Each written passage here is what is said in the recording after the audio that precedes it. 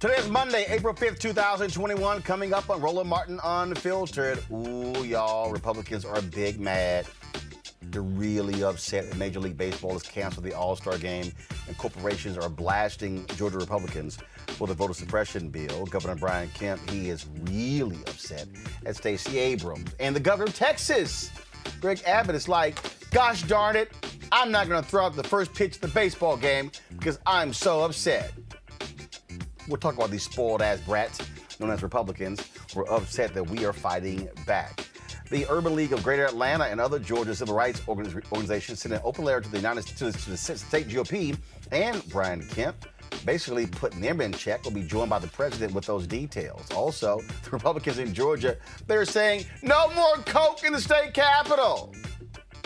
I told y'all, they're a bunch of whiners. The murder trial of Derek Chauvin continues this week. Great testimony today, gripping testimony from the police chief of Minneapolis saying that Derek Chauvin violated department protocols, as well as the emergency room doc saying, no, George Floyd did not die because of drugs. It was because of asphyxiation. Yeah, we'll show you that testimony. Also, we'll talk about the trauma Black folks are feeling watching the trial. All right, folks, in our book club, you'll meet the author of White Wealth. She looks at how the tax code is rigged against Black people. Plus, as the country reopens, are you feeling like you're not as fit and healthy as you should be? We also remember Elizabeth Davis, president of the Washington Teachers Association, killed in a car crash on Easter Sunday. Folks, it is time to bring the funk on Roland Martin Unfiltered. Let's go.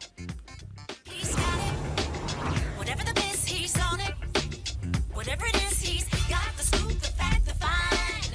And when it breaks, he's right on time and it's rolling. Best believe he's knowing. Putting it down from sports to news to politics. With entertainment just for kicks, he's rolling. It's on go, y'all. It's Roland Martin, Rolling with Roland now. He's funky, fresh, he's real, the best, you know he's Roland Martin now.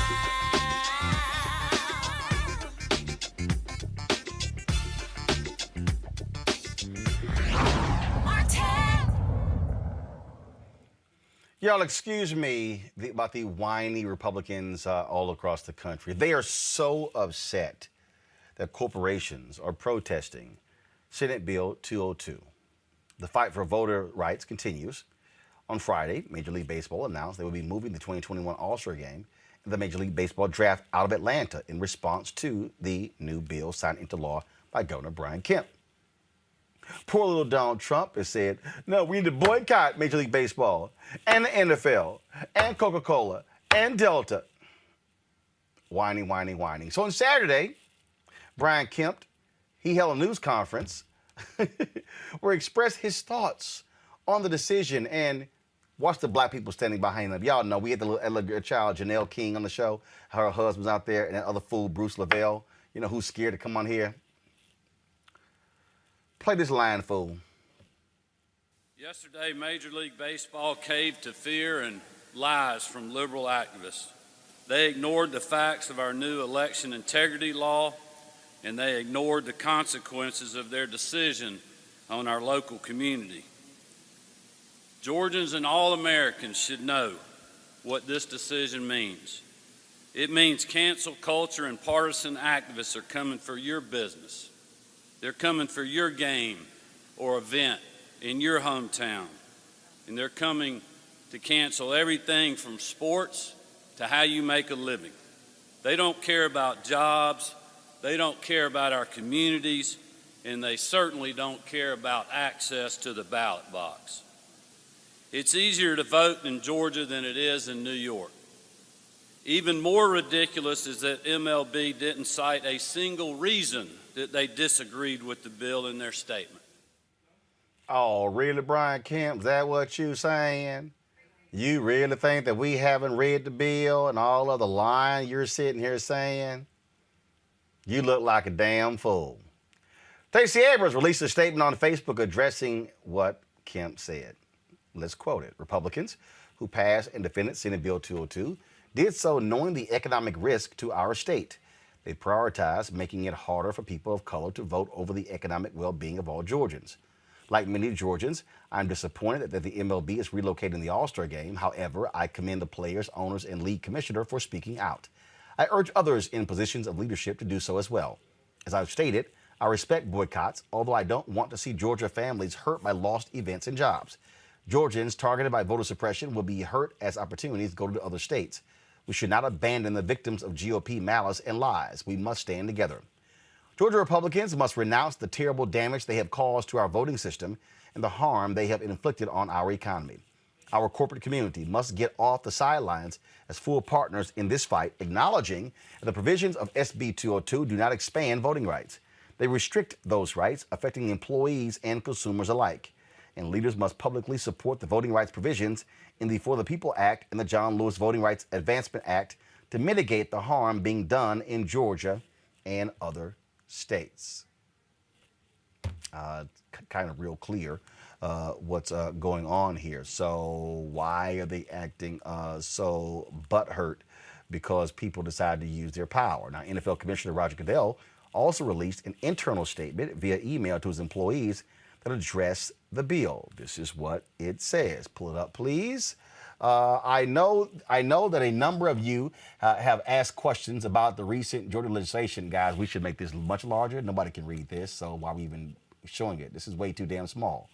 Other states are considering voting-related legislation as well, and we can expect that these bills will continue to generate commentary and controversy, particularly in our current highly charged political environment. We know that the right to vote is fundamental and is at the core of our democracy.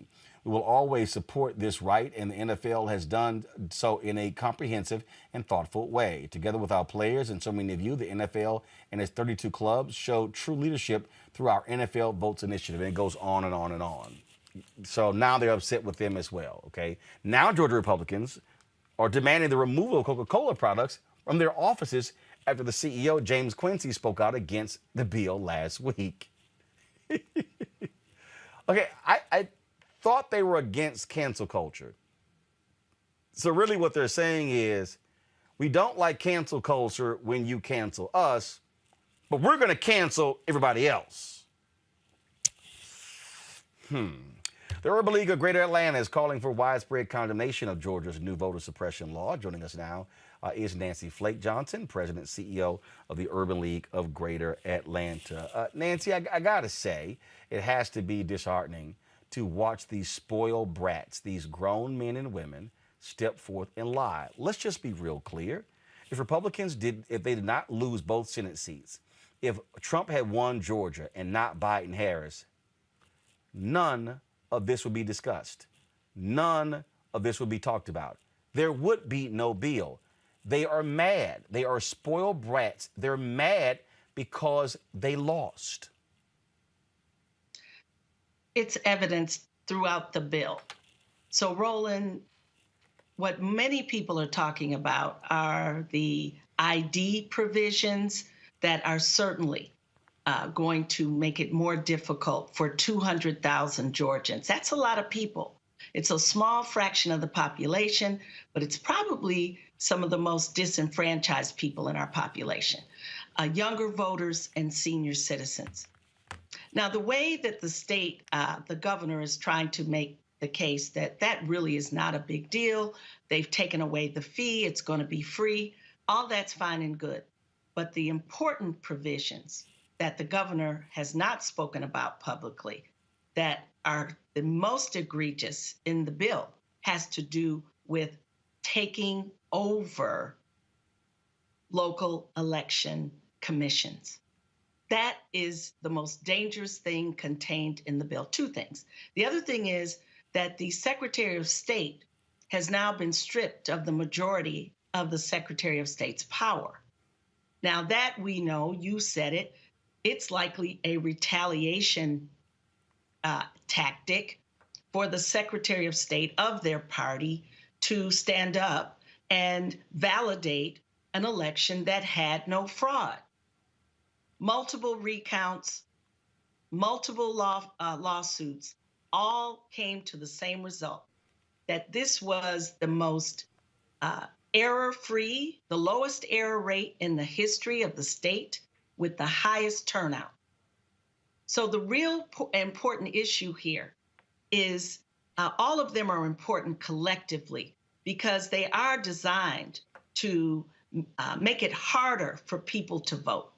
But the most important thing is that the state legislature, that is a majority GOP legislature, now has the power to take over a local commissioner's commission and the election process.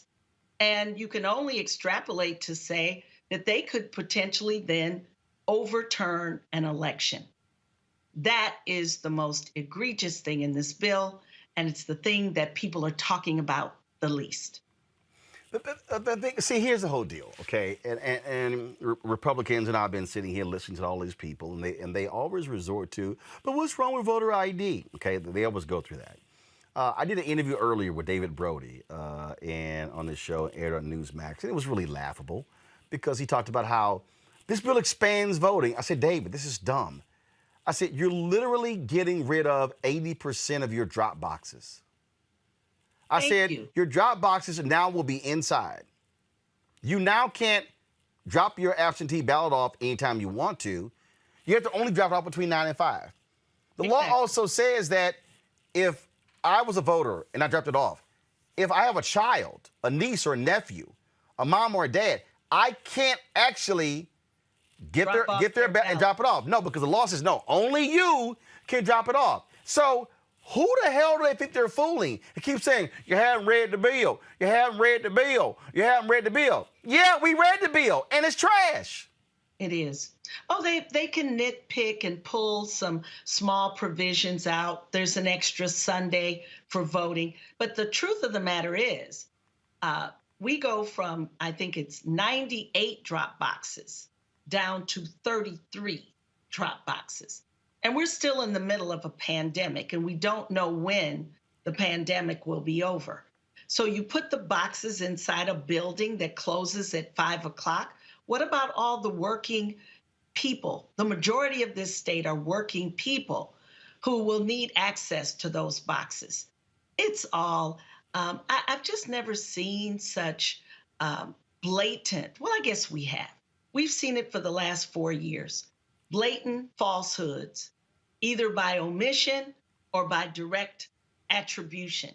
And so at the end of the day, what we want, we are grateful for you and others to make sure people understand the full breadth of the bill. And it's the takeover provisions that would enable a party in power to take over, say, Fulton County elections and conceivably could change the outcome. Now, you remember, former President Trump called the governor. He called the Secretary of State. It's recorded. We've all heard it. They were asked to find 11,000 votes for clearly the purpose of overturning an election. The real question is, if this law had been in effect at that time and that call was not made public, could the state legislature have gone into Fulton County or any county where there's heavy population of African Americans or other people of color and disputed arbitrarily ballots to come up with this 11,000? That's not a lot of votes when you've got 159 counties. So Black people are 32% of the population in Georgia. The Latino population is about 10%. And you add in Asians, we're almost 50% of the population of the state. So what is the motivation for these sweeping changes if there was no fraud? It's clear. It's racially motivated, and it's motivated to have control over future elections. And we just can't let that happen, not here in Georgia and not anywhere. Well, it is interesting to see the whining of Republicans, and I'm really getting a kick out of, oh, we want to get rid of Coca-Cola in the state capitol. There's a lot of retaliatory politics that plays out in our state. When Delta stepped up in, I believe it was 2016, against the Religious Freedom Act that was going to discriminate against our LGBTQ citizens. When Delta Airlines stood up for that, they actually passed a bill that took away some of their tax benefits on a fuel tax or assessed a tax. Punitive politics. Is that what democracy is all about? You don't do what I say, I punish you. And that's exactly what's happening with this legislature right now, with the fact that they are almost a supermajority. So we've got a lot of work to do on the ground. We've got to get, for now, this is law. The businesses, the chambers, they put general statements out, but none of them stood strong, but very few rather, stood strong before the bill was passed and put a stake in the ground in terms of their opposition to the bill's content. I will also say, though, the legislature made so many changes. It was hard to keep up, even for the ACLUs, a big partner of ours, and the NAACP, who are at the Capitol every single day. Well, it was a 2-page bill that went to 100 pages overnight. Exactly. Well, And he signed it faster than ever, I think, in history. There's usually a legal review. The governor has 30 days to sign a bill into law, but this was done immediately after the vote. The tactics are clear. well, all right. Well, look, we're going to keep putting the pressure. Bottom line, they can be mad at all the corporations that they want to, but it's going to be real simple. If you don't say something, we're going to penalize you. Simple as that. Pure and simple. Got to do it. And the real scary part, Roland, before we go, this is happening not just in Georgia. Yeah, it's all over. It's happening everywhere. It's all over. Absolutely. But we certainly appreciate it. Nancy Flake Johnson, President, CEO of the Great Urban League of Greater Atlanta. We appreciate it. Thanks a lot. Thank you. Let's go to my panel here. Joining me right now, Dr. Cleo Monago, political analyst, who joins us. Also, we have Teresa Lundy, principal founder of TML Communications, and of course, Michael Brown, former Finance Committee chair of DNC. Y'all, I love this one here, y'all. I got to reach out. So, Texas Governor Greg Abbott sent this weak-ass letter to the Texas Rangers baseball team. Dear Mr. Liebman, this is addressed to Mr. Neil Liebman. Thank you for the invitation to throw out the first pitch at the Texas Rangers home opening game. I was looking forward to it until Major League Baseball adopted what has turned out to be a false narrative about the election law reforms in Georgia.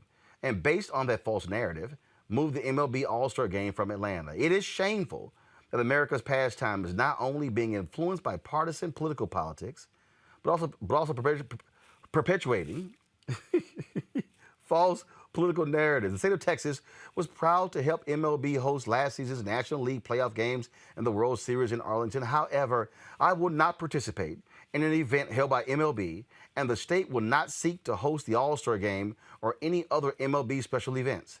This decision does not diminish the deep respect I have for the Texas Rangers baseball organization, which is outstanding from top to bottom. I wish the team great success this season.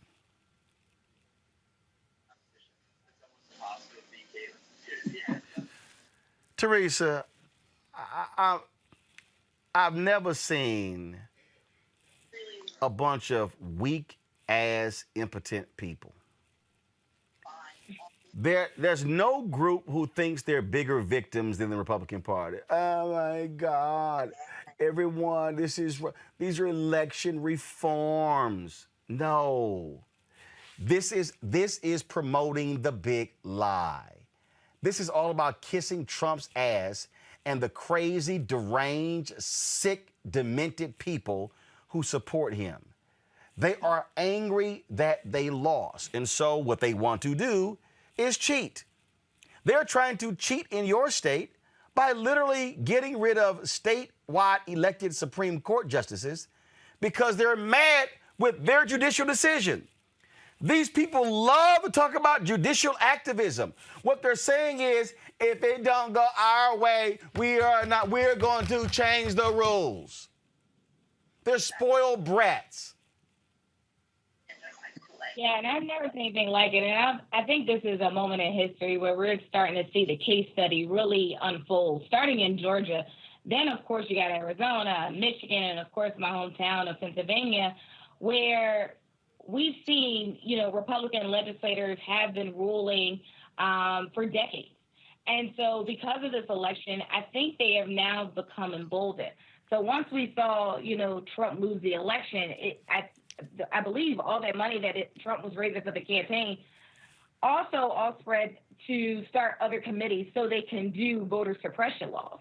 Georgia is really the case study that I think everybody is paying attention to, and also seeing what works and what doesn't. So I think every state and every legislator that is Democrat, and also those who are Republican who knows this is wrong and really want to get on the right side of change, really need to start understanding that this is coming to a state near you. And we also need to prepare ourselves by not just being on the defense mode, but also finding some solutions, also using their power of the pen to really ensure that the democratic process is not only a fair one, but a just one for future generations to come. Here's the whole deal for me, Michael. Now their new one is, okay, I mean, look at the laws in New York. We're going to change those too. I mean, that to me is what's hilarious. This new complaint, well, there are more early voting days in Georgia than there are in New York. So you think actually endorsing, there have been progressives who have been advocating for a very long time a change in New York's archaic voting law system. Y'all, that ain't one to stand on. No, it's not. And, the whole politics of, how it intertwines with sports, we've always had civil disobedience and certainly athletes and celebrities standing up.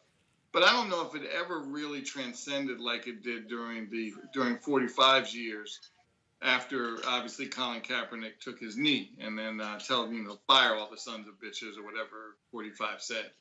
It became a different kind of, more in the gutter about athletes and celebrities.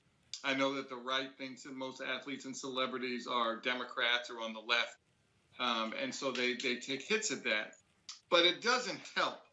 To the first part of your question of the segment, it doesn't help when business leaders kind of get very marshmallowish when these issues pop up.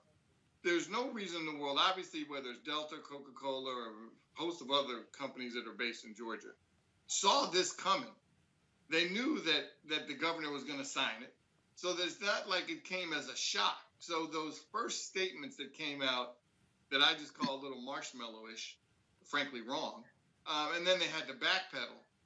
And if you're a Republican or a right leader, they're going to act marshmallowish, so you're able to bully them too.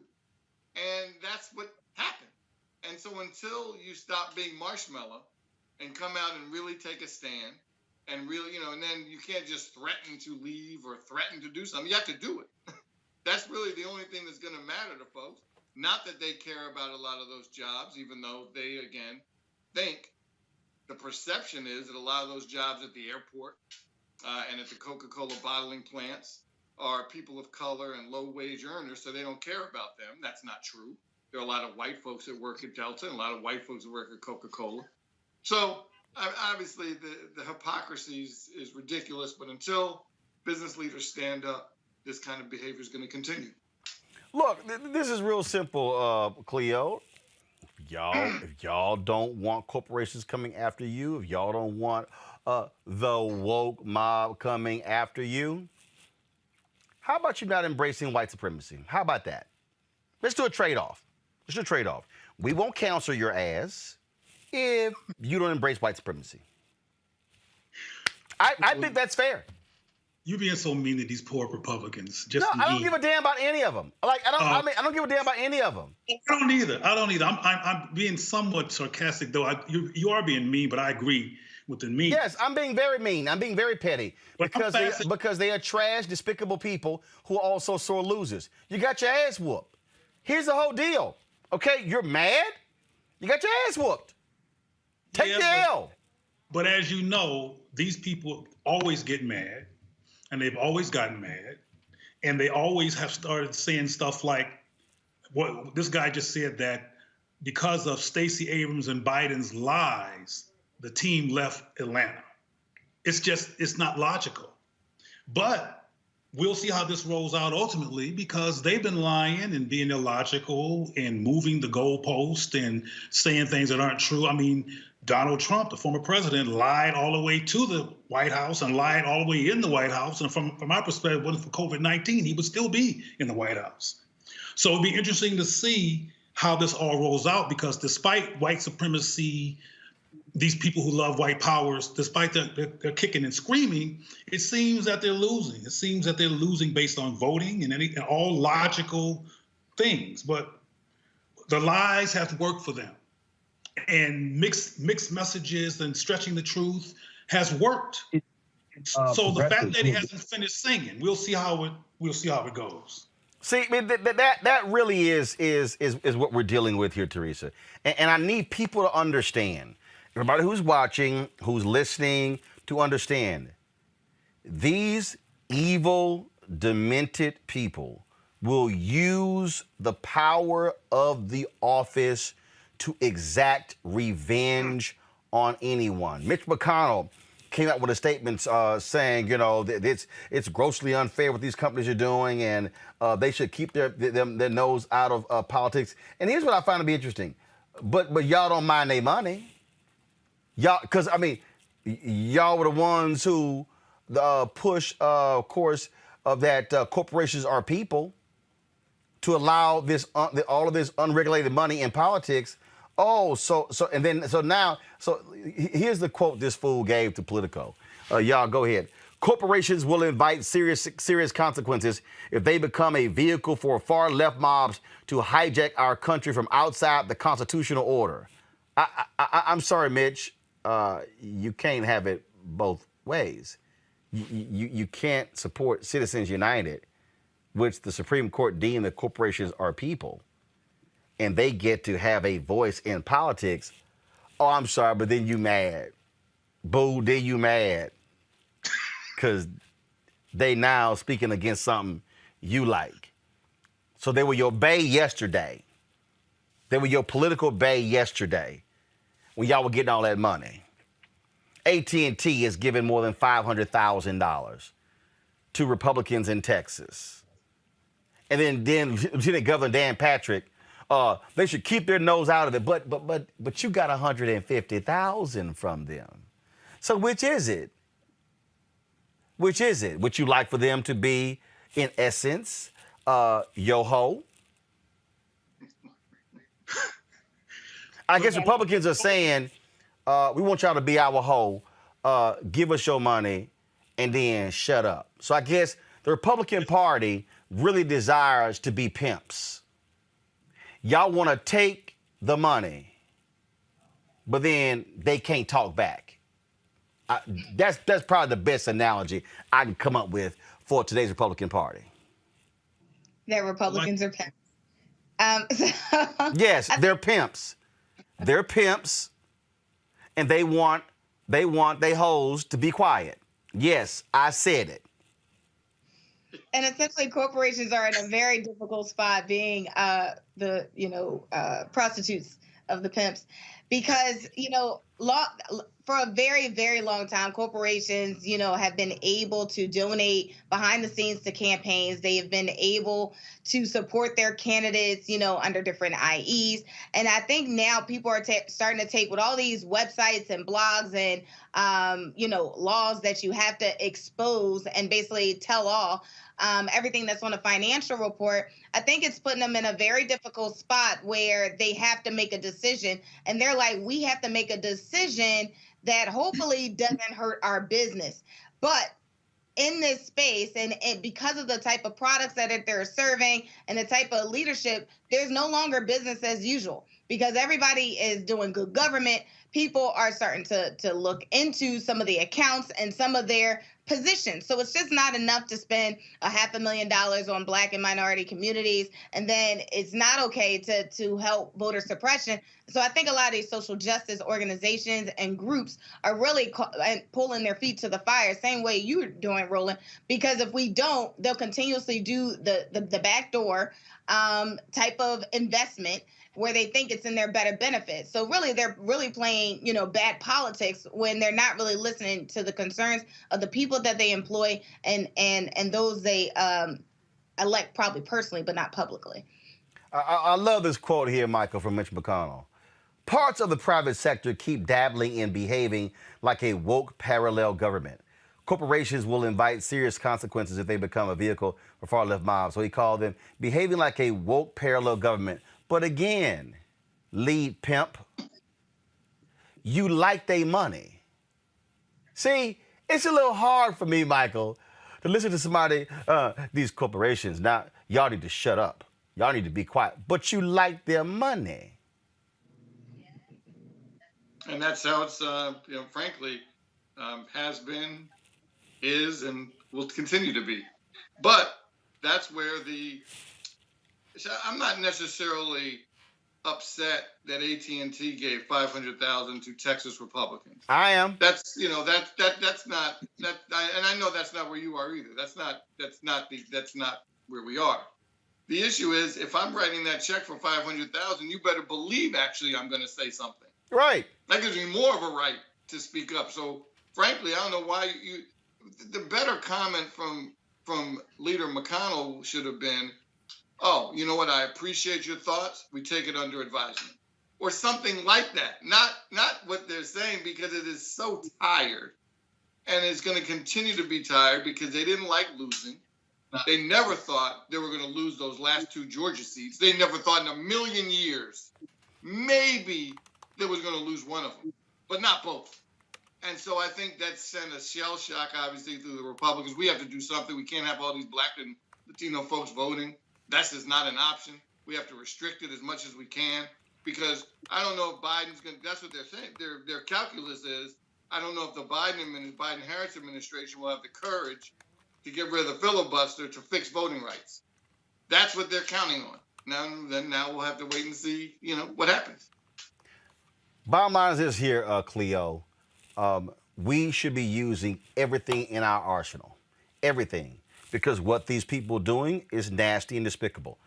I remember what they did in North Carolina, how they specifically targeted Black voters. And that was ruled unconstitutional. And it was way beyond a voter ID. That's the little cover they love. Oh, you need an ID to go into the mall. And I see, we ain't falling for the okie doke. Okay? And my whole deal, and then the whole deal, but you haven't read the bill. Yes, we've read the bill, and the bill is trash. Call it for what it is. I agree with you, Roland, that they're dangerous. And again, I hate to sound so vague, but I'm waiting to see what happens, because, I haven't been on your show in a while, and I'm back on the show at least today, and I'm hearing the same old issue around these white power mongers manipulating. I think the term pimp is appropriate, because pimps are people who bully, who manipulate, who make false information up to make their victims confused. And that's why these people are using terms like, what do you say, far left mobs. They're trying to make people on the left sound like mean monsters who are coming to get you. And it's the same type of language that Trump used. And we'll see how it rolls out, because it's worked for them in the past. Yes, we've seen some major changes based on the vote, based on the fact that, for example, even though Trump had 73 million people who voted for him, and a few million more voted for Biden and Kamala, we still are in a heap here. The fight is not over. So I hope people realize that, like you said, we need to hang in there, we need to fight, we need to resist, and we need to be steadfast, because people like Brian Kemp, they're all over this country, and they're sending out mixed messages, they're pimping, and a lot of people get intimidated and become prostitutes for them, if you will. And some of these people in these corporations are trying to figure out what to do. Delta, et cetera, They're trying to go where they can keep their head up and get support from the government and stay in position, but they're not necessarily supportive of Black folks and Black people having power and equity. So it's a chess game, and we will see what happens. Again, when when the governor of Georgia blames Biden and Stacey Abrams for the people leaving, the sports team leaving, that's manipulation. That's them doing what they do. And we'll see how it rolls out. Well, bottom line is this here. They better get used to more folks walking with their dollars, because guess what? Y'all can't shut us up, and we're not going anywhere. So I'm just letting y'all know, get used to it. We're going to keep wearing that ass out. We're going to keep it up. And if it causes you to lose money, guess what? You knew that before you passed the bill, but you still chose to pass the bill. And Roland, I think and we gonna wear that ass out, and if it causes you to lose more money, so be it. I think the spoiled brat metaphor is kind of problematic, because calling them spoiled brats implies that they're just children having tantrums. And I think this is war. First of all, I've always called it war. But what I'm saying is you're a spoiled brat when you're like, we lost, and it was a lie. It was voter fraud. Where's your evidence? Well, I don't have any, but there were buckets and buckets and buckets and bags and truckloads of ballots that were shipped in. They were just voting like crazy in Fulton County. We have no evidence of that, and actually Republicans say it didn't happen. Yeah, but no, that just... They want control no matter what. Oh, no doubt. No doubt they want control. No doubt. No doubt. But the bottom line is here. We're going to call every lie we're going to call out. Every lie we're going to call out. Got to go to a break. We come back. Today's testimony, Derek Chauvin murder trial. We'll break it down for you. Talk about getting called out by your former police chief. Yeah, that's what took place in today's trial. We'll show you next on Roland Martin Unfiltered. Cancel culture. The cancel culture. There is a vast and thriving right-wing cancel culture. She said something the cancel culture doesn't like. This is the number one issue for the country to address today. Cancel culture has become a Republican talking point, which pretty much guarantees it's been taken out of context to perpetuate their constant victimhood complex. But the idea that the public is turning its back on Republicans because of cancel culture is ridiculous. Now, it's time we stop using that term. Accountability culture is accurate. Consequence culture is accurate. If any occupation in America should be subjected to the whims of the public, it's our elected officials. If Donald Trump or anyone, for that matter, gets voted out of office, it's not cancel culture. It's democracy working as intended. And listen, the consequences can be far greater if we don't hold politicians accountable for their actions. Allowing people in power to chip away at our democracy, support white supremacy, or harass teenagers in the street completely unchecked, well, that will most definitely alter your life. And while cancel culture is not the number one issue of our time, accountability culture for elected officials should certainly be up there on that list. And boy, do I understand why these mostly white conservative men are scared shitless. They've enjoyed an era of zero accountability with zero consequences. Sorry, we've all decided that era is effectively canceled. I'm Dion Cole, and you're watching Roland Martin Unfiltered. Stay woke.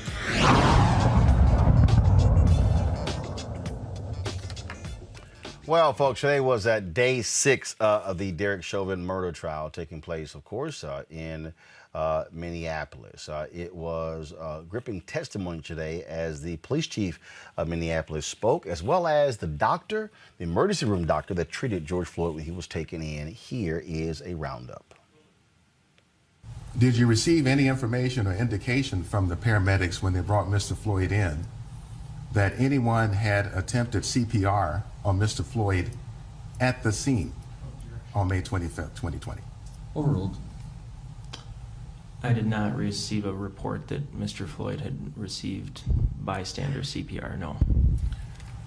Did you receive a report that he had received CPR from any of the officers who may have been on the scene on May 25th, 2020? No.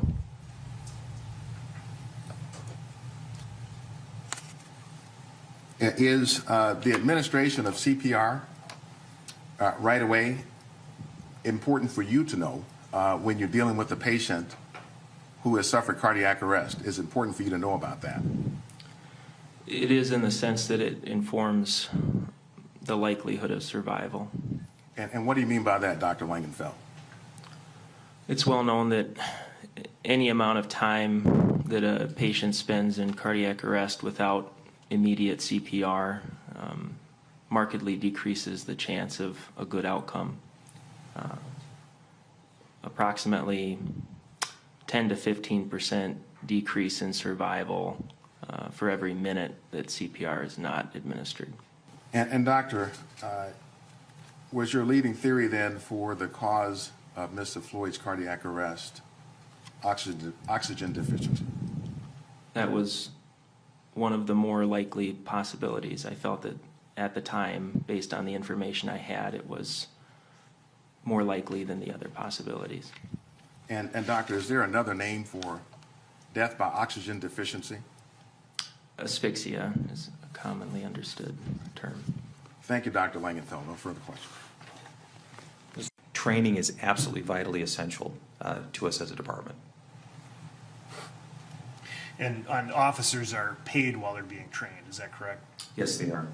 And would it be fair to say that part of the objective of training is to impart Minneapolis Police Departmental policies onto the officers so that they know what those policies are and are able to apply them?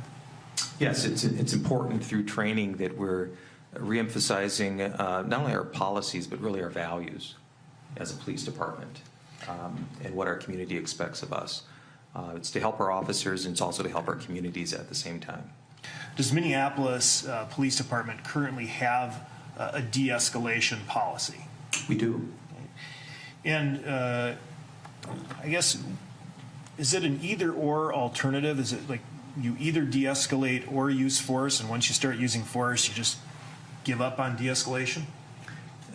The goal is to resolve the situation as safely as possible. So you want to always have de-escalation layered into those actions of using force. Do you recognize Exhibit 17 to be an image taken from the bystander video that you reviewed? Yes, I do. Now, sir, based upon your review of all of the information that you just mentioned, do you believe that the defendant followed departmental policy 5-304 regarding de-escalation? I absolutely do not agree with that. And how so? That action is not de-escalation. And when we talk about the framework of our sanctity of life, and when we talk about the principles and values that we have, that action goes contrary to what we're taught.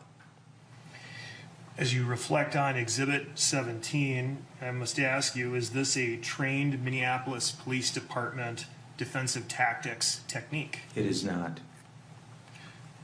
Well, we read the departmental policy on neck restraints. Is this a neck restraint? The conscious neck restraint by policy mentions light to moderate pressure.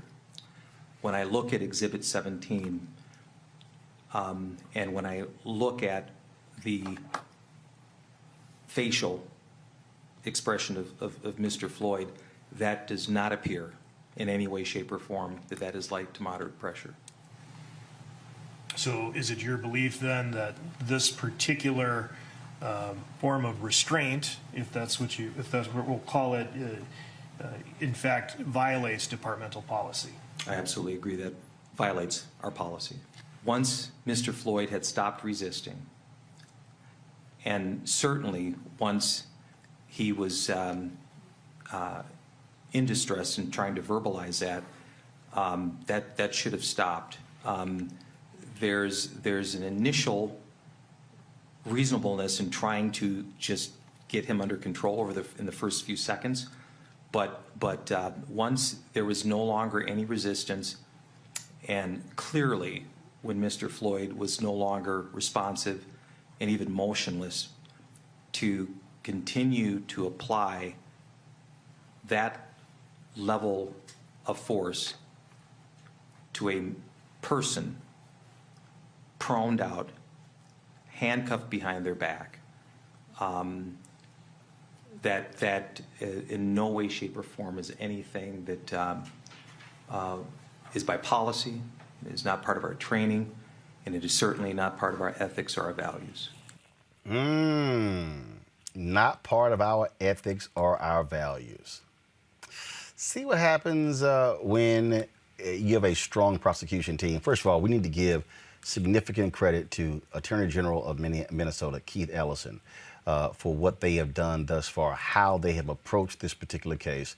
That, of course, was the emergency physician, Dr. Bradford Langenfield, and Minneapolis Police Chief Madaria Arredondo testifying today. Long day of testimony taking place there. Let's talk about this with Bernarda Villalona, senior trial counsel for the Joey Jackson law firm. This had to be, again, Bernarda, one of those good days for the prosecution to have that ER doctor just obliterate the defense team's notion that it was drug use that killed George Floyd. Definitely. It was a definitely good day for the prosecution, because you got to think that the two main issues that the defense is going after in this case is, one, that George Floyd died as a result of a drug overdose, and that, two, that the use of force that Derek Chauvin actually used was one that is allowed by the department there in Minnesota. So today, both of those things came crackling down. And so, again, the defense tried to push the ER doc as well as the police chief. Didn't go so well. Yeah. It definitely didn't work out in his favor, especially the most telling thing and the most important thing that sticks out to me is that doctor said that for each minute that George Floyd went without any medical attention, that being CPR, there is a 10 to 15% chance that you are losing life. So that is what stood out more to me. But also more importantly is that George Floyd, unfortunately, was dead. He was in cardiac arrest from the moment that he was taken from the scene up until he was in the hospital. And it was just a technicality that a doctor had to pronounce him dead. In terms of the police chief, this whole questioning of, when was the last time you actually walked the streets? I mean, come on, really? It's the police chief. Exactly. But here what you have is that the highest ranked police official in Minnesota, in Minneapolis, you have the highest ranked police official telling you that the practices that Derek Chauvin engaged in on that day where he put his knee on the neck of George Floyd was one that is not done by the police department. It is not one that is condoned by the police department. It was one that was excessive and hence deadly. Where do you think they go in terms of where we go next with this trial? Because the prosecution is methodically walking this thing down, and so where do we go next? Well, it's going to continue along this same type of testimony, Roland, because you got to think from the very beginning, from opening statements, the defense already told you that what they're disputing is the cause of death, as well as the training of Derek Chauvin. Remember, they try to paint a picture in their opening that, wow, Derek Chauvin, that he was distracted by this mob of people that included some juveniles with a love shirt on, and that he took his attention away from George Floyd because he was scared, he was threatened. So that is the line of questioning that they're going into. However, too bad for the defense that today you saw it. You had the highest ranking police official as well as a training officer, the lieutenant, who has known Derek Chauvin for 20 years since he started the force, telling you, number one, this type of restraint is not used. Number two, this is deadly force. The force that he used is deadly. It is the last resort. Especially is extreme and excessive when you're dealing with a man that is not being violent, a man that is not resisting, a man that is not armed, a man that is in a prone position, a man that is handcuffed, a man that is not a threat to you. And you use the highest level of force. And that highest level of force is what got you here. Those 9 minutes and 29 seconds of that deadly force that you put on the neck of George Floyd. And what does that equal out to? Murder. All right, then. Bernardo, we surely appreciate it. Thanks a lot. Thank you. Let's go to our panel here. Cleo Monago, your thoughts, how this is going thus far, as, of course, the defense is trying their best to put George Floyd on trial. The prosecution keeps coming back. No. It's you, Chauvin. It's you.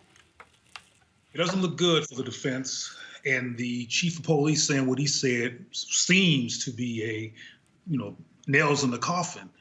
But what I was thinking as I watched this, because of the previous conversation, is that the defense's logic that this was drug abuse and all the other things they're saying to kind of throw people off reminds me of what McConnell and Brian Kemp and these Republicans do. They are wrong and they're doing the wrong thing, and they do damage like Chauvin has, and they try to find these excuses to blame the people who they're victimizing for what they're doing.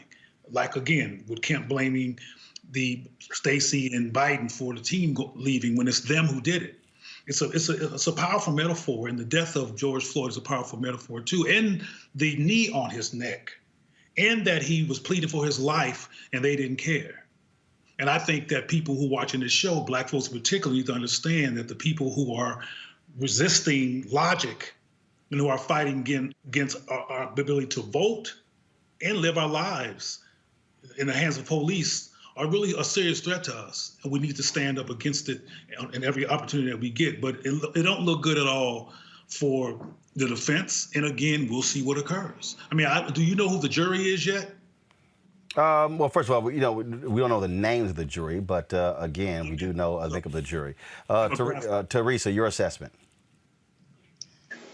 Yeah, I mean, it's been a full week of trying to understand 9 minutes and 29 seconds from the defense point of view. And I don't believe the public has even gotten to that point.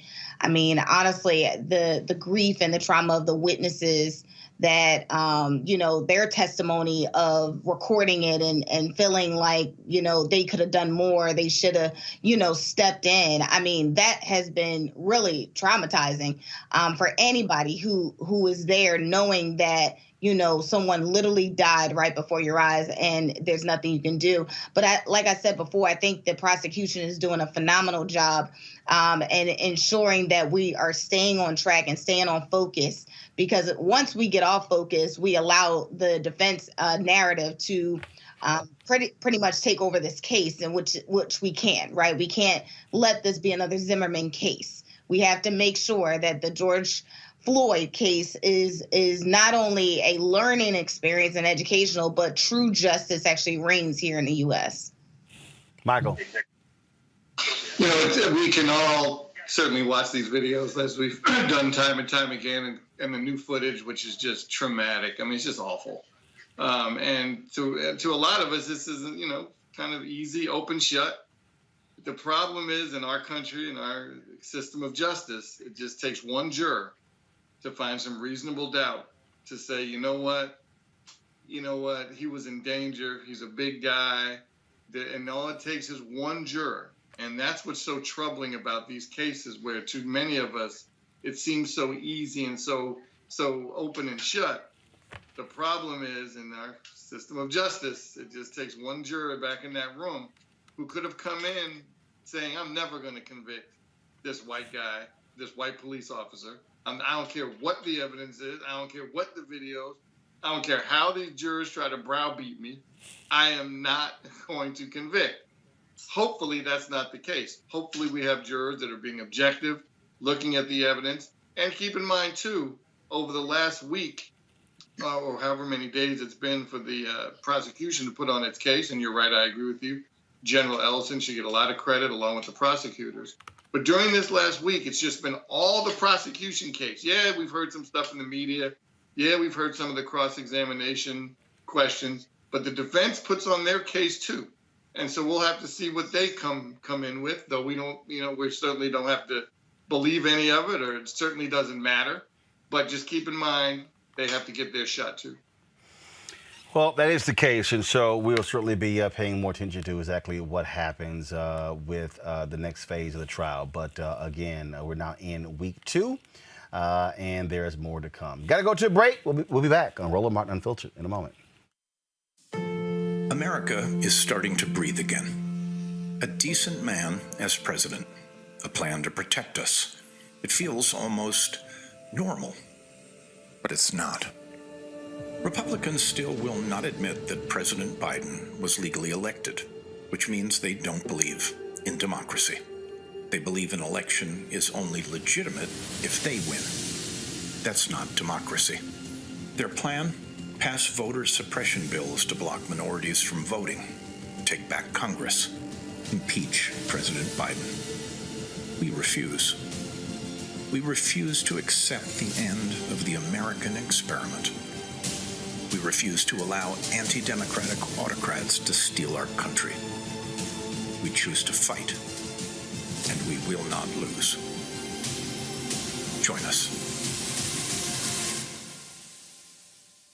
I'm Bill Duke. This is Diala Riddle. What's up, y'all? I'm Will Packard. I'm Chrisette Michelle. Hi, I'm Chaley Rose, and you're watching Roland Martin Unfiltered. Many of us have been watching the murder trial of Derek Chauvin. Folks have been shocked and stunned and too difficult to actually watch.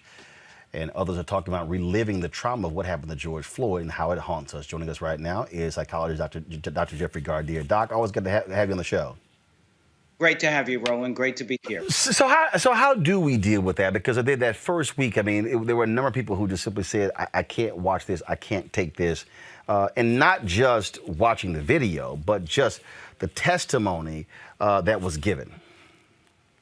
Yeah, certainly I've talked to many people who've said that they have not been able to watch it as well. And I say to them, look, get the information that you need. I know that we want to stay up on this. I know that we want to witness what's going on because this is history. Certainly the prosecution seems to be doing a pretty good job. There might be some sort of justice that comes out of this trial more than any of the others that we've seen. But when you've had enough, stop, turn it off. Instead, communicate with others. Talk to your loved ones. Let them know how you feel about this because, Roland, we're being re-traumatized over and over and over by watching the horrific death of this man. And again, not just, I think, just watching the video, but those witnesses who had to recount their testimony and them feeling so helpless as a result. Yeah, I think many of us feel that way because I know there's certainly much more we could have done either through social protest, getting involved with community boards. I think we've kind of been sleepwalking through what's been going on, but certainly the pandemic has given us the empathy to wake up and realize that we can't let this continue to happen. I know you're talking about Chris Martin, you're talking about Darnella Frazier, you're talking about the elderly gentleman, Charles McMillan, how he cried like a baby on that stand. He cried because he knew that in his heart he wanted to do more, though he possibly couldn't do more. That Chris Martin wished that perhaps he hadn't given that $20 bill, or Darnella, was traumatized by watching what was going on in the streets against George Floyd. So certainly we're seeing from this trial more than on any other of them, Roland, the guilt, the collective guilt that these individuals who were there were feeling, but also the guilt and the shame that America has been feeling in looking the other way, and now they can't look away any longer. We'll go by panel for questions. I'll first start with Teresa Lundy. Teresa, you have questions for Dr. Jeffrey Gardier. Hi, doctor. So, I mean, the public is watching this day after day. Is there something that you can, give us for tips? I'm literally, my lunch breaks are now talking about this case, and what can we do so we don't, again, we're taking this into our homes. So what can we do to alleviate some of the stress? You know what? I think it is absolutely appropriate when we are looking at this trial for us to be able to communicate to other people, as I had talked about earlier, to be able to talk about what that pain feels like, to be able to process not just alone, but with other people who have been through this, and more than anything else, starting to get involved through community policing, through making sure that we're involved with social organizations, because perhaps in many ways with the assault on voters' rights that we're seeing in many of the states in Texas and starting to see in Georgia and in Arizona, this does feel like a psychological and physical assault against us. And the best thing that we can do is to not hold that pain in, but to let it out, to cry, to scream, to protest peacefully. So yes, your question is a good one. We shouldn't be held hostage to this, but now this should be the motivation for us to get out and finally all of us do something about this so that we can try to mitigate these cases. We know they're going to happen over and over again, but the more we can do to empower other people, to empower our children, to give them that dreaded talk, that's what needs to be done to keep people alive. Michael.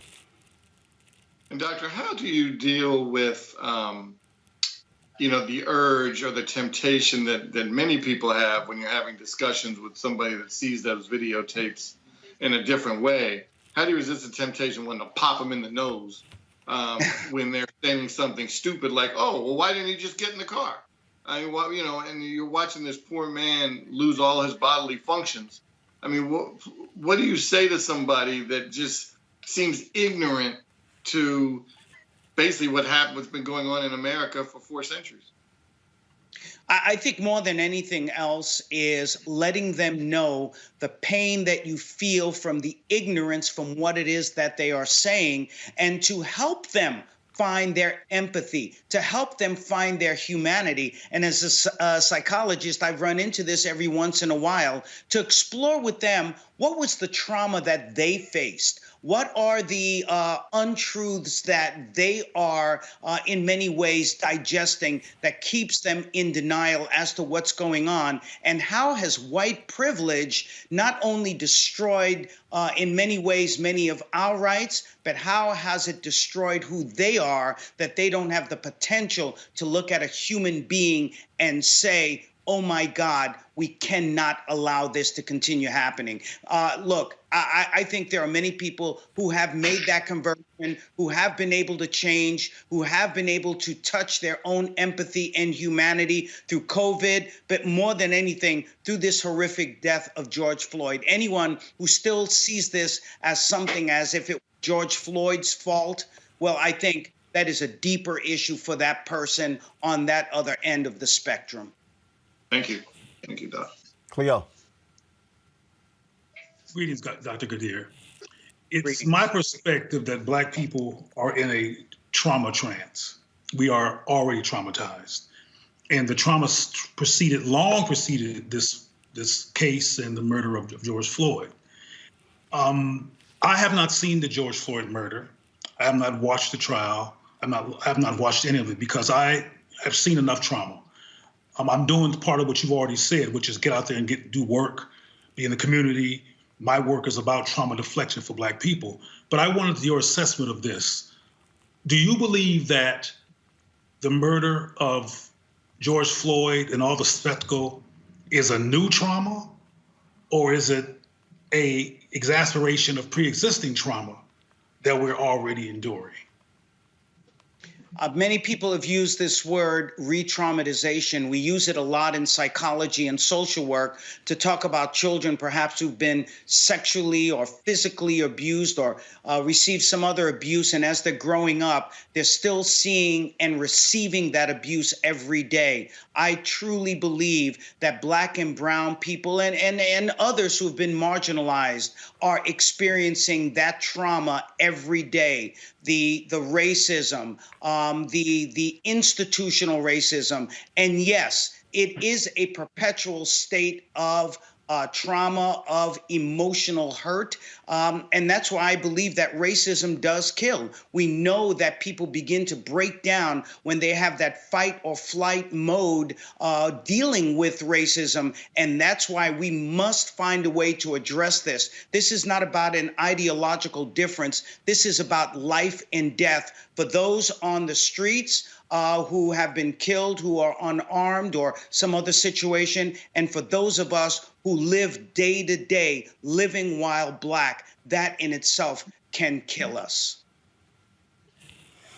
It has certainly been a difficult one. Doc, what do you propose after this trial? You know, what do families do? I mean, what do they say to their children? Because the reality is we have seen numerous videos like this. We've seen the Eric Garner video. We've seen the John Crawford III video. I mean, we can just go on and on and on. And so at some point, you know, do folks get numb to this? Or do people just simply say, you know what, I can't take it, I'm gonna turn it off? How do we deal with it where we need to confront it but not run away from it? Certainly, we cannot let this pass as just another incident. This has to be that moment where we say, now, how do we turn the ideas into action? What is it that we need to do? How do we change these police departments? Because we've seen even members of that Minneapolis Police Department have said that what happened between Derek Chauvin and George Floyd was absolutely wrong. That was bad policing. That was police abuse. So how do we use that? I'm sorry now? No, I'm sorry. Go ahead. Go ahead. Yeah. And so how do we use that to begin to change police departments across the nation? But just as importantly, how do we begin to educate our children to be able to not only avoid these situations, but own these situations by integrating in and becoming part of these police departments, part of community policing, to becoming politicians, to becoming leaders that are able to bring all people together to stop this kind of hate. All right. Dr. Jeffrey Gardia, we certainly appreciate it. Thank you so very much. Thank you, Roland. All right, folks. Man, some sad news I got a text message today about a sister who appeared on our show a couple of times. The folks in the DMV education community, they are mourning the death of Elizabeth Davis, the Washington Teachers Union president. She died in a two-car crash in Prince George's County Sunday night. Now, she was elected to one of the city's most powerful labor positions in 2013. The 70-year-old educator spent the last year leading the more than 4,000-person union through school closures amid the pandemic. Described as a straight-talking and tireless old-school organizer, Davis revamped the struggling union when she took it over and implemented broad social justice mandates. She believed democracy is at the core of any union, and the Washington Teachers Union needed to have the backing of its members and the public. Davis was known to give every teacher her cell phone number and told them to reach out to her with any issues they encountered, no matter how small. She was born in North Carolina, and her mother moved to the district when Davis was in the 3rd grade in search of better educational opportunities for her daughter. They live in the Capitol Hill area, and Davis attended her neighborhood schools. She was a graduate of Eastern High School and the University of District of Columbia. A teacher for 4 decades, Elizabeth Davis worked at half a dozen schools during her career. Again, passed away yesterday in a tragic car accident at the age of 70.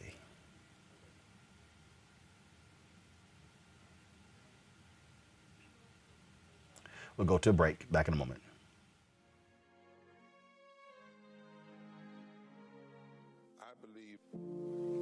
That is movement time again. In America today, the economy is not working for working people. The poor and the needy are being abused. You are the victims of power, and this is the abuse of economic power. I'm 23 years old. I work 3 jobs. Work 7 days a week. No days off. They're paying people pennies on the dollar compared to what they profit, and it is time for this to end. Essential workers have been showing up to work, feeding us, caring for us, delivering goods to us throughout this entire pandemic, and they've been doing it on a measly $7.25 minimum wage. The highest check I ever got was nearly $291. fight for 15 is a lot more than about $15 an hour. This is about a fight for your dignity. We have got to recognize that working people deserve livable wages. And it's long past time for this nation to go to 15 so that moms and dads don't have to choose between asthma inhalers and rent. I'm halfway homeless. The main reason that people end up in their cars is because income does not match housing cost. If I could just only work one job, I could have more time with them. It is time for the owners of Walmart, McDonald's, Dollar General, and other large corporations to get off welfare and pay their workers a living wage. And if you really want to tackle racial equity, you have to raise the minimum wage. We're not just fighting for our families, we're fighting for yours too. We need this. I'm going to fight for it until we get it. I'm not going to give up. We just need all workers to stand up as one nation and just fight together. Families are relying on these salaries, and they must be paid at a minimum $15 an hour. $15 a minimum anyone should be making to be able to stay out of poverty. I can't take it no more. I'm doing this for not only me, but for everybody. We need 15 right now.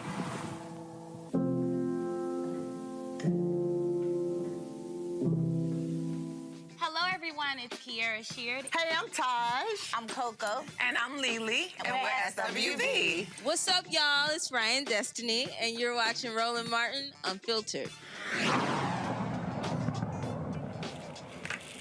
Oh, y'all, The Whiteness of Wealth is a recently released book that examines how the current tax code unfairly taxes black people and prevents us from achieving the same kind of wealth our white counterparts have access to. Joining me now is Dorothy Brown.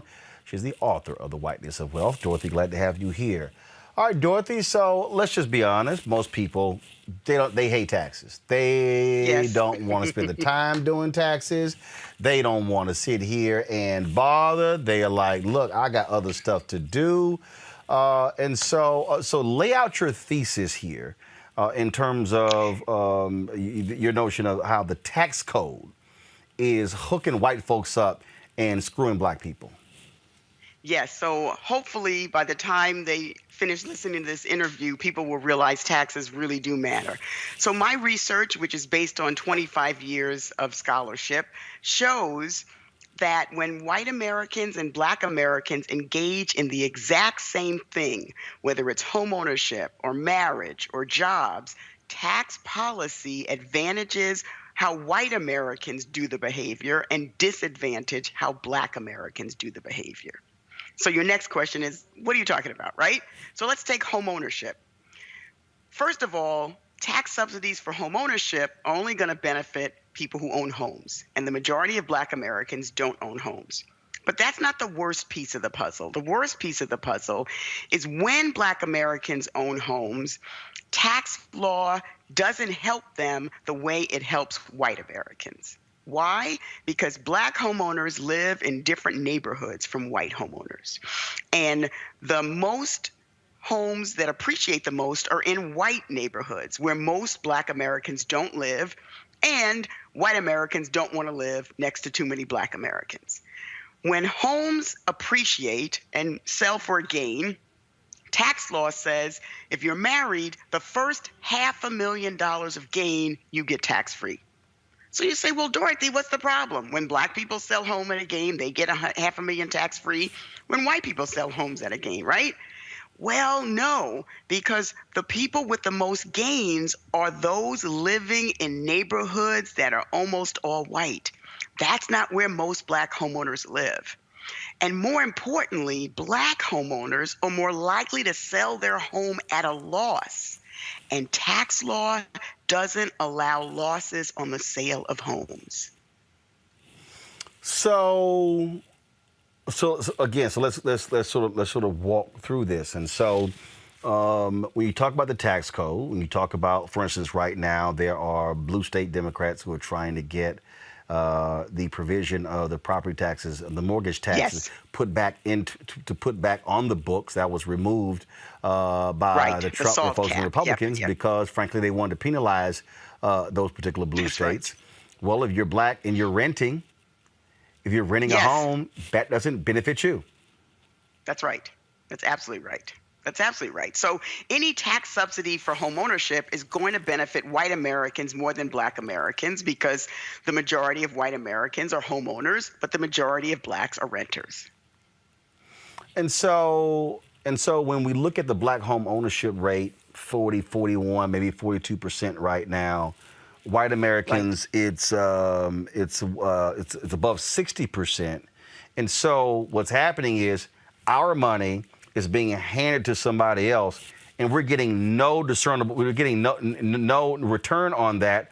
But the person who owns the property, they're the ones who are benefiting from that. That's right. That's absolutely right. That's absolutely right. So, and I'm sorry, go ahead. No, go ahead. And when you look at home ownership in America, white middle class is built off the backs of home ownership. But it's not the same for black homeowners because we do not get the same return on our investment when we become homeowners because we live in neighborhoods where the homes don't appreciate as much. How else is the tax code penalizing black folks but helping out white folks? So let's talk about marriage. When white people get married, they are more likely to get a tax cut. Why? Because they have one stay-at-home spouse and one spouse who works in the paid labor market. When that couple gets married, they get a tax cut. Black married couples, on the other hand, like my parents, and I talk about them in the book, my mother was a nurse, my father was a plumber, their incomes were almost equal. They never got a tax cut because of how the tax laws work. And for decades, they paid higher taxes. So how the tax laws work is if you have a single wage earner household where one person works outside and one person works inside, tax cut. If you have two equal earners, that most married black couples fall in that category, they don't get a tax cut. So here you have white and black Americans doing the same thing, getting married. But tax law advantages how white Americans do marriage. One single wage earner household, and disadvantage how black Americans do marriage, which is two equal earners. One of the things also that I think when you look at the greatest beneficiary, real estate. Frankly, yes. How Trump, the game is played, how you can just write stuff up, all those sort of different things like that. That also, again, when we're not owning land, we're not owning properties, owning building, we're not taking advantage. Look, I tell people all the time, and I remember when I would hire people to do my taxes, and people go like, "Man, I can't believe you spend that money." I said, "Well, first of all, if I hire somebody to do my taxes, that's also a tax write-off." It used to be, yes. And so the person was kind of like, "Okay, what do you mean?" I said, "Yo, white folks created the tax code.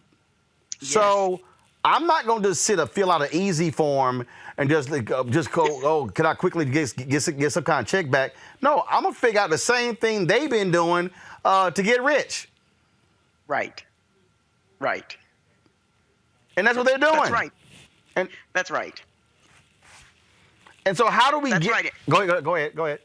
I was going to say, and the real problem, I mean, the thing that struck me the most is, we're told if you buy a house, if you get married, if you do all these things, then you'll be able to build wealth. And here we have tax laws saying, but if you do it while black, no tax break for you. Questions from our panel. Michael, I'm going to start with you.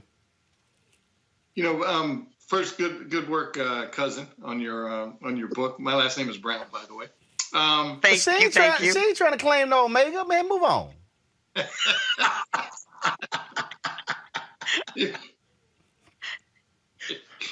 you have, when we talk about the wealth and the tax code and how does gentrification play into that? So when you talk about obviously the neighborhoods, especially neighborhoods that are changing, and when a family, when a grandmother passes away and the children have the option of taking it over, and they're like, I don't want to pay these high urban taxes, I'm going to sell it.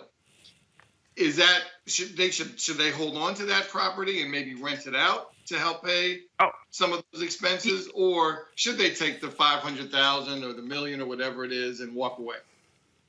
Well, usually if a neighborhood is gentrifying, they're not going to have the option of $500,000, right? It's not appreciated that much. You need the neighborhood to gentrify, and then you can sell it for a lot of money. The problem is you see elderly homeowners in that situation, and they've been in their home for decades, and then the neighborhood gentrifies, and then property taxes shoot up, and they're unable to pay their property taxes, so they wind up losing the home and the possibility of equity. So if there are options, then you want to stay in the home, rent it out so that you're the owner. And when gentrification occurs, property values are going to increase, and you're going to wind up with potential wealth from selling the home, tax-free. Got it. Cleo Monago. I'm shaking my head because I know what she's saying is true, and it almost kind of answers some of my question. My question for her was, what's an example of the recipe out of this situation? The situation of the Black barriers to the wealth that white people get to access. You just gave an Yeah, and here's the problem. Black people are between a rock and a hard place. So let's stick with home ownership. If you want a good financial investment, then you want to be the only Black person in the neighborhood, in the all-white neighborhood. But that comes with problems. It comes with your neighbor calling the cops on you when you're trying to get in your house. It comes with you having to fight with the school because your Black child has been targeted for doing nothing. So you have to deal with what I call racism triage, right? You have to deal with this nonsense and figure out, well, I got to fight that battle, but I can't fight that battle.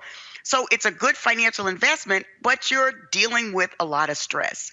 Alternatively, you buy in an all-Black neighborhood or racially diverse neighborhood where your children will see other people who look like them, where your neighbors won't call the cops, but you won't get the financial benefit you would in the all-white neighborhood. So I would advise people, live where you want to live, but be conscious and intentional. So don't be house poor if you're buying in an all-Black neighborhood or racially diverse neighborhood. Stay away from home equity loans because your house is not going to appreciate the way your white colleague's house who lives on a different part of town does. All right, then. Well, look, that is certainly some critically important advice. I just really, you know, again, we go back to this whole, we hear all this talk, financial literacy. And this to me is where when you don't know, you don't know. And I just think in so many ways, we've got to have constant education, constant classes, churches, organizations. I know we love our organizations and our meetings, but the bottom line is here, if you're getting people to understand the tax code, understand how wealth is created, understand how folks write things off, gifts they make to organizations, things along those lines, that you know, all that's important. And I think for too many of us, and I get it, for a lot of us, frankly, we have this idea that, you know what, that's for the folk who making six figures and higher. But there are other families who are not making that, but they are armed with the information. And when you're armed with the information, that is what changes the game. That's absolutely right. Absolutely right. And so that's just what I'm encouraging our folks to do, to get more of the information, to understand why we must really have a totally different outlook when it comes to our financial planning. And last point, if you could speak to, not allow our folks to use the excuse, well, my mama and daddy never told me. Okay, now you can change that. Yes, you can read my book, right? And recognize the system was not designed for Black wealth. When Black Americans wind up wrestling wealth out of this system, it is, as I talk about in the book, it's a bit of luck and it's a bit of strategy. So the more you know, the more you can do. But the one thing I want your listeners to think about is this system was not designed for us to build wealth. So if we want to build wealth, we have to be smarter. Yeah, no, we were the reason they built wealth. Right. Yeah, it wasn't for us at all. So, but it is a matter of getting us to understand that, again, the information. That's the piece. That's right. It's the constant information. All right, again, put the book up, please, y'all. Just one more time, folks, to understand the whiteness of wealth, how the tax system impoverishes Black Americans, and how we can fix it. Dorothy A. Brown. I appreciate it. Thanks a lot. Thank you. All right, folks, got to go to a break. We'll be back on Roland Martin Unfiltered in just a moment.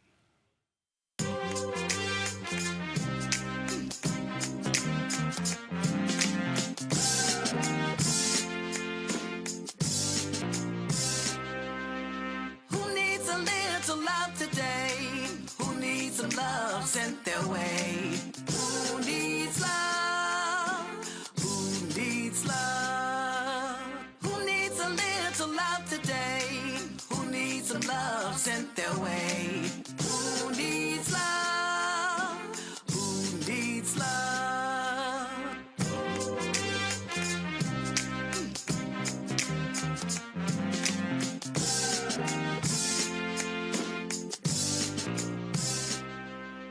Hey, I'm Cupid, the maker of the Cupid Shuffle and the Wham Dance. What's going on? This is Tobias Trevelyan.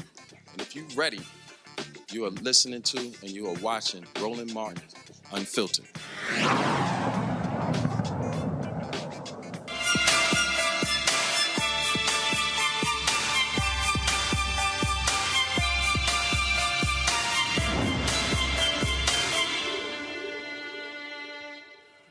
With COVID restrictions loosening up across the country, many people are going back to their lives pre-pandemic, especially getting back into the gym. Is that a good idea? Joining us now from Atlanta's Effect Fitness is owner Dooley. Dooley, how you doing? How you doing, man? All good. So,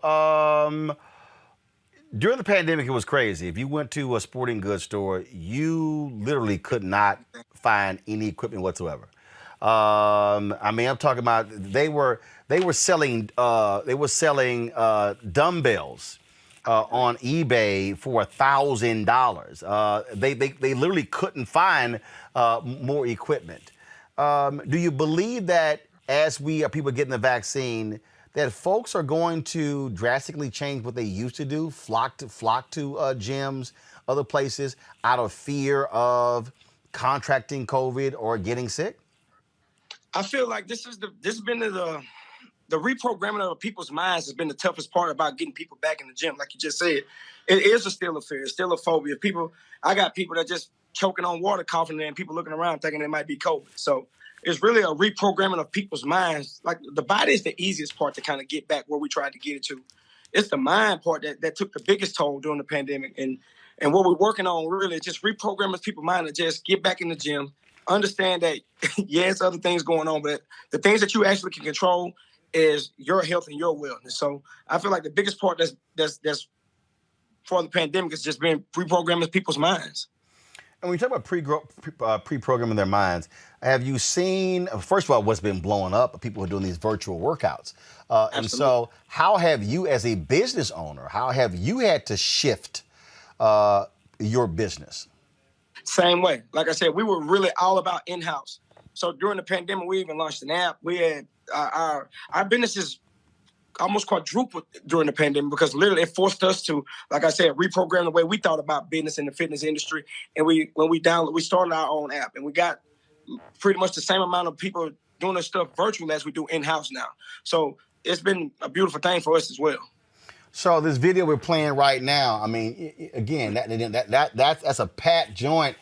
It's going to be a little hard to get folk to go back to that, Absolutely. bro. We understand that. And that's why, like I said, as a business owner, like we're taking all the proper steps. That's why we pride ourselves on what we're actually doing throughout the day. So as far as the fog and the sanitizing after each and every class, we don't like you said, the equipment. We no longer share equipment. You have to bring your own equipment to the gym. We make it to where literally, if you don't feel comfortable about being here with us, please download that app. Let's get it in virtually. But we are taking every step, all the precautions to make sure that everyone that comes here feels safe. Even setting up COVID testing outside of our gym on your way in. So we feel good about all the steps we're taking about having that many people back in here. How do you feel about this New Jersey gym owner who's like, the hell with these restrictions, I'm going to open. He's getting fined. Now he's offering free memberships to people who won't take the vaccine. Wow. I try my best to mind my own business, but in that case, I say I'm about the people. So if I didn't feel I could keep people safe, I wouldn't invite people to me. I don't know if I would do that based on restrictions. Like I said, here in Atlanta, things are a little bit different, as you know. Our governor is pretty proactive as well and opening up things. But more so than him or the government, I just feel good about what we're doing. Like I said, I try not to put our faith in anybody else's hands. I want to make sure we sanitize, and I want to make sure we got proper cleaning, like top-graded cleaning companies. I want to make sure that everybody brings their own equipment and keeping themselves safe when they come back up in here. Questions. Cleo, you're first. Well, I was wondering, how does the app work? Does the app have like Zoom or some kind of visual on it where you Absolutely. involved? So with the app, it's pretty much like anything with an Xfinity cable box. You can do it live or you can play it back on demand. So the best thing about the app is unlimited class. Once you got the app, you can do classes all day long. We have 3 live classes per day. So you got one at 5:30 a.m., 12, and then 5:30 p.m. And literally, once it's live, it's live. But when it's over, we upload the best class of the day, and you can do that all day long. And we keep changing out the videos. Every day it's a different type of class. It's a different type of workout. So what we're doing in-house, you guys are also doing virtually. So you have on demand as well. Mm-hmm. Cool. Absolutely. Michael. So do you think the business of gyms will change after the pandemic is over, whenever that is, later this year or next year? Do you think the Planet Fitnesses and the LA Fitnesses and all those kind of gyms will survive, or will they continue to make it? I think it's going to be hard for any gym to survive that's not taking care of the people. Like I said, now people are being exposed, or you can't just put a bunch of equipment in a building and tell people to come to me. So now you got to make sure that these things are clean. You got to make sure that, like when you walk into these places, you got some sanitary stations, and you got to make sure that, like, you got to take care of the people now. You can't get by with just having some equipment and telling people to come work out with me. So it has already changed. So if you're a gym owner and you're handling business and you making sure you're taking care of your people, you'll keep having people. Again, so last question for you. What advice will you give to anybody who's watching in terms of if they're deciding to go back? What should they be looking out for to caution themselves? What procedures should they be saying? You know what, this gym needs to have this and this and this in place before I get back involved. It takes two. So if we're gonna do this, I think people, before you step back into the gym, make sure your mind is right. Make sure you're fully committed to and ready to come back before you ever come back. Try as many online and virtual options as you can before you ever step foot back, because most gyms and people, like, it's just a certain way to work out. And I just want to make sure people get their mind right before they ever step foot back in the gym, because nobody's putting pressure on you. Like I said, that's why you got all these different virtual options. But when you're ready to come back, like I said, make sure your gym is make sure you got to wear this mask to even get into the gym. Make sure the front desk staff they're checking temperatures. Make sure that people are always cleaning up and wiping down every piece of equipment once it's used. So if you don't see no sanitation stations, you don't see no temperature readings when you're walking in the buildings, you don't see no masks like that you might want to be cautious about entering that place. All right, then. Dooley, we surely appreciate it, man. Thank you so very much. I appreciate y'all, man. All right, then. Cleo, Michael, we surely appreciate you joining us as well. Teresa, thank you so very much for being with us as well. Super Black, good to see you. We certainly have y'all back soon. We surely appreciate it. Thanks a lot. We're going to close the show out, folks, with this.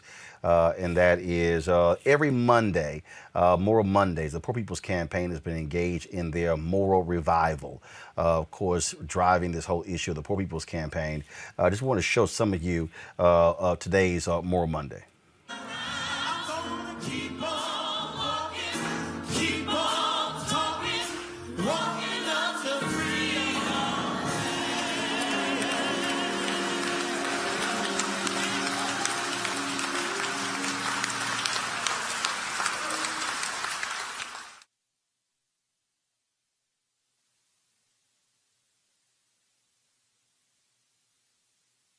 President and Senior Lecturer of Repairs of the Breach and co-chair the Poor People's Campaign, a national call for moral revival. And we are gathering from all around the nation and in the nation's capital today to raise an important issue. I had planned to be there this morning. I was called to do the eulogy for a young man who was shot to death by the police in Virginia Beach under questionable circumstances. And as we were trying to make it there, the traffic became so intense that it kept us from being there on time.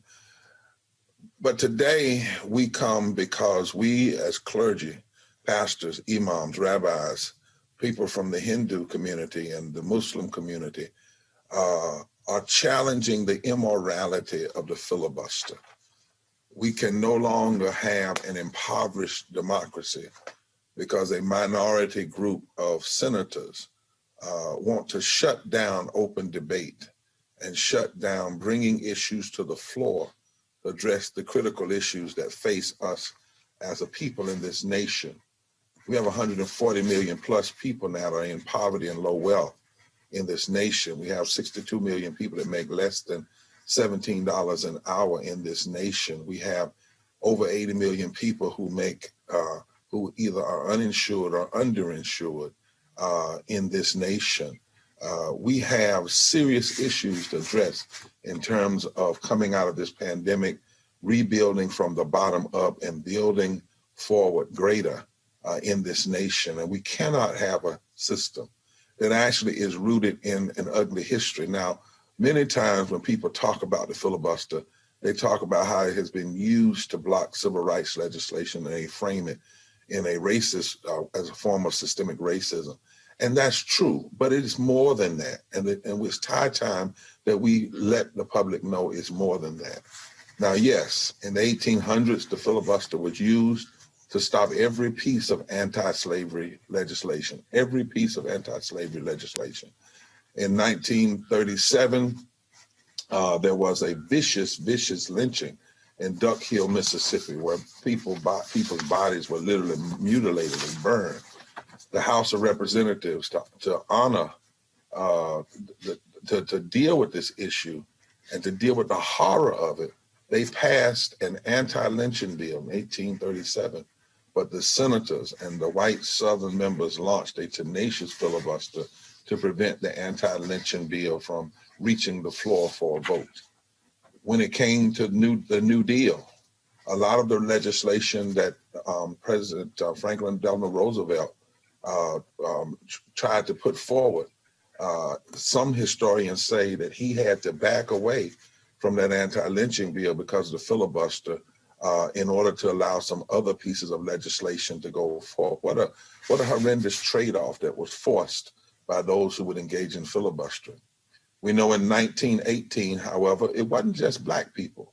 In 1918, Southern conservatives in the Senate blocked women's suffrage for a long time by a Senate filibuster. They didn't want the 19th Amendment. So the filibuster has been the antithesis to women in this country moving forward. We know that 5 times between 1942 and 1949, the House passed bills that sought to ban poll taxes 5 times. And 5 times senators filibustered and allowed poll tax to stay on the record. We know that Strom Thurmond and Dick Russell used the filibuster to try to weaken the 1957 Civil Rights Act. And we also know, however, that when we look past the post-war decades, the Senate used the filibuster and other procedural tricks, not just the filibuster, to block labor policies from reaching the floor and policies about labor unions from reaching the floor. We know that the filibuster was used. The party failed at labor's most important goal, and that was the repeal of the Taft-Hartley Right to Work Act, because a bipartisan conservative filibuster in the U.S. Senate was employed. In 1974, a 5-year effort to pass a bill to create an independent consumer protection agency fell victim to the filibuster. So yes, it's been used to undermine things that would benefit African Americans, but also with things that would benefit all Americans. The filibuster has been used. We know in 1972, The filibuster was used to block legislation to give the Equal Employment Opportunity Commission the power to move against job discrimination. For months, they blocked it. We know in 2014, a Republican filibuster successfully barred the Protect Women's Health from Corporate Interference Act, literally blocked it, which was intended to remedy the U.S. Supreme Court's ruling that employers could refuse to include contraceptives for women in their insurance plan. The filibuster has been used to block laws that would stem voter suppression. It's been used in some ways, and a form of it has been used to block any real votes on things like living wages. And what it does is the filibuster is dangerous to our democracy. It undermines the democracy because the ultimate goal of the filibuster, it is a centerpiece of an arcane obstructionist type rules in the United States that bars the body from the deliberative role that was envisioned by the founders. It has been used to stall presidential appointments, federal judicial appointments, laws addressing unemployment benefits in national economic emergency times. It's been used to block environmental protection measures, global climate measures. It's been used to even block laws that would require disclosure of political contributions in a country where we have such a flood of dark money. The current filibuster rule discourages public debate. And the way they do it now is worse than even in the past. Because in the past, at least you had to go to the floor and keep the filibuster up. Today, if you simply say you don't have the 60 votes, there's not even a filibuster debate. And so people never really see. What the filibuster does is it blocks people from seeing, it blocks those senators' constituents from seeing where they really are. And at the end of the day, the filibuster is immoral. It does not provide the freedom and the liberty that should be in a democracy. It causes us to have an impoverished democracy. It allows injustice to flourish. And anything that allows injustice to flourish and inequality to flourish is not in line with our deepest moral values constitutionally, which call us to establish justice, and not in line with our deepest moral values religiously that calls us to care for the least of these and to lift from the bottom and to lift up those. There's a great scripture in the Bible in Isaiah 10 that says, "Woe unto those who legislate evil and rob the poor of their rights." The filibuster, more often than not, has been used to rob the poor, rob African Americans, rob women, rob workers of their rights. And it is not right. And we as a national body of clergy and pastors and religious persons from all different faiths representing tens and tens of thousands of people today in Washington, D.C. and around the country call for the ending of the filibuster. It is time for the Senate to have honest, open, full debate on the issues of our day. We don't need anymore to have living wages blocked and health care to be blocked and infrastructure that lifts from the bottom up to be blocked and money for public education to be blocked and those things that would make this democracy better. This is not about left or right. It is not about conservative versus liberal. It is about right versus wrong. And so today we commit to create holy trouble. We're going to trouble the walls and trouble the Senate. We're going to trouble the senators. We're going to call them. We're going to organize voters. We're going to push people out because it is time to stop the filibuster. Lastly, the filibuster by name, one language says it really means to talk to death. And another language, the filibuster, means to rob.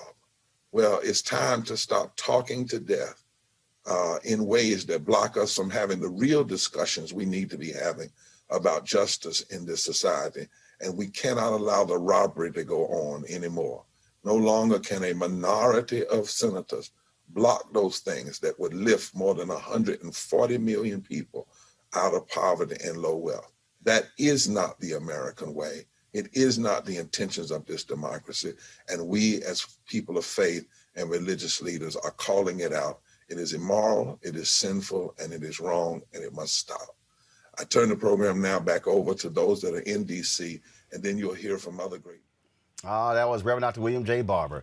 I would surely appreciate it. Thank you so very much. Folks, if you want to support Roland Martin Unfiltered, please do so by joining our Bring the Funk fan club. Every dollar you give goes to support what we do, making this show possible. Of course, you can go to Cash App, $RM Unfiltered, PayPal.me/R Martin Unfiltered, Venmo.com/RM Unfiltered.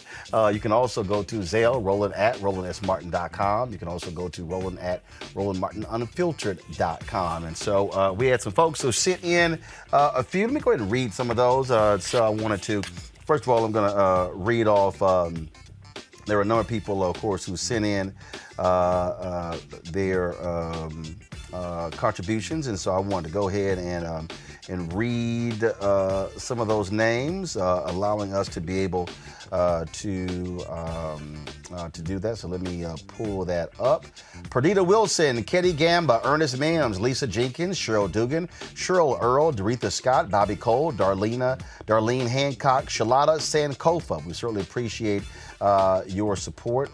We also, Jeremy Thomas, David Rogers, Sybil Aid Sokan, Joetta Drake, Deborah Childs, Mary Edwards, Renee Yancey, Sean Wagner, Linda Jones, Sharon Holder, R. Strickland, Roosevelt Green, Cynthia Calloway, Natalie Jackson, Ozuri Smith, Patrick Ellis, Coretta Washington, Dexter Brown, Deborah Ellerby, Sheila Van, Yvonne Magwood, and Valerie Kimes, or is it Kims? So we had some folks who sent us a few cards here. Let me see here.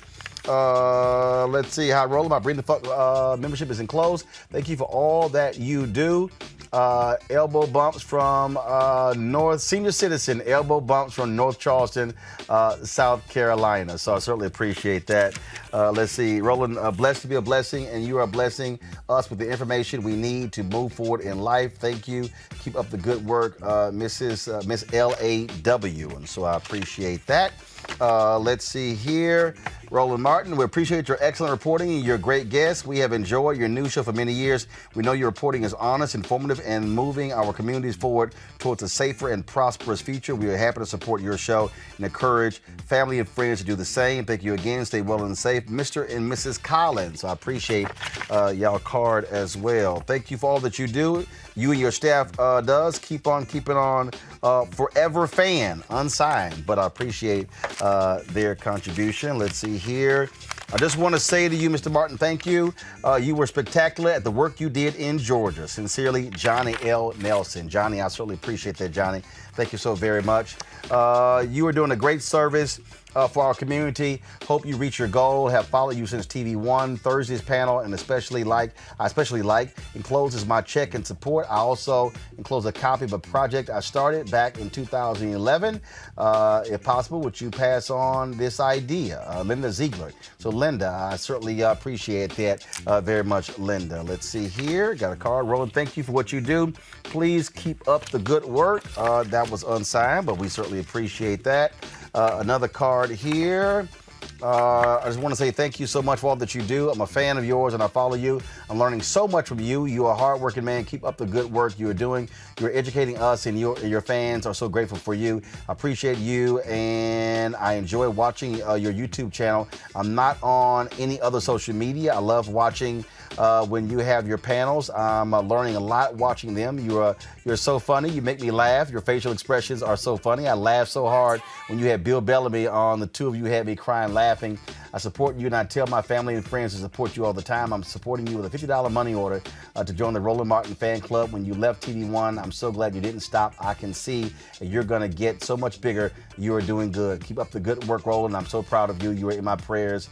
Doretha Scott. So, Doretha, I certainly appreciate that. Let's see. I'm going to read one more here. And remember, those of you who are watching us on the Facebook and YouTube, you can join our Bring the Fuck fan club. No need for you to hit us up on YouTube. Somebody said, Roland, the set is not your desk. Not true. Yes, it is. All of it. Yes, it is. That's how we work. So we got books over here. We got cards over here. We got folks who send in packages over here, and that way I can grab it when we're live. So yes, it is. And so we got a brush, Coleman Brothers hair. That's how brush the brothers hair is how we do it. All right. So I got this. Brother Roland, it says it says on the front, you don't do it for the glory, but it doesn't mean you don't deserve it. Thanks for so much all that you do, Brother Roland. Much love and respect. Shalata Sankofa. Shalata, I appreciate that. And then, hold on here, y'all. I'm going to give this here. Let's see. Jolene Hives. Roland, I mailed a check for 2021 fan club. It's not showing up in my account, and it hasn't come back to me. Have you received the check? I drove in 2020. Yes, we did. Jolene, I appreciate that. Thank you so very much. Let's see. I'm going to try to read a couple of more before we get out of here. Before our time is up. Donation, Napoleon Keys. Thank you for giving civic lessons to young people who don't read history books. Napoleon, that's why we do what we do. I appreciate that, Napoleon. Thank you so very much. Good work and stay on point. Unsigned, thank you. I appreciate that. Another letter. Dear Roland, sorry it took so long to support your work. I've been a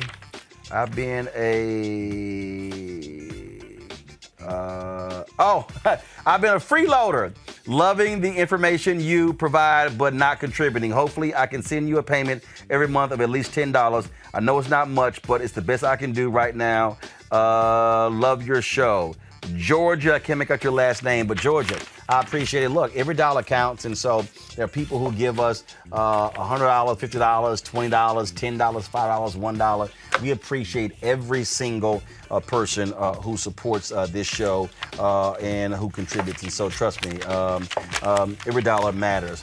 Hey, Roland Martin, I love the way you bring the funk. I am joining your fan club. Here's my $50. Darlene Hancock. Darlene, I appreciate that, Darlene. Thank you so very much. I'm going to read two more. Okay. Herbie Holland Jr. I just love what you do. I listened to the speech you gave over Zoom on Friday, February 26th to the college, and it was really on point.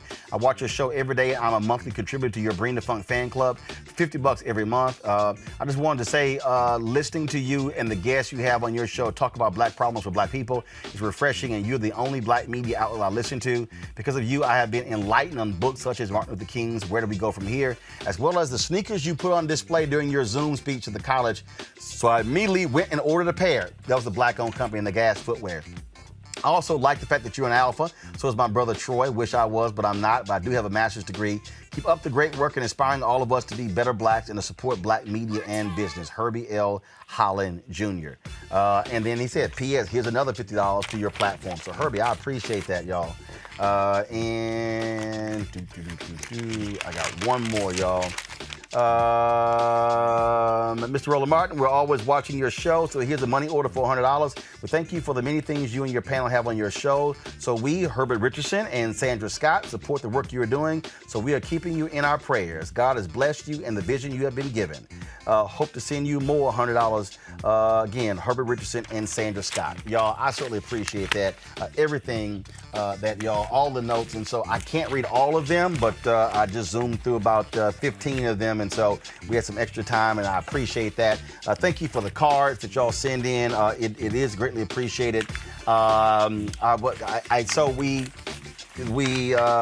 hopefully we will be able to let you know. I'll be able to show you in about 30 days.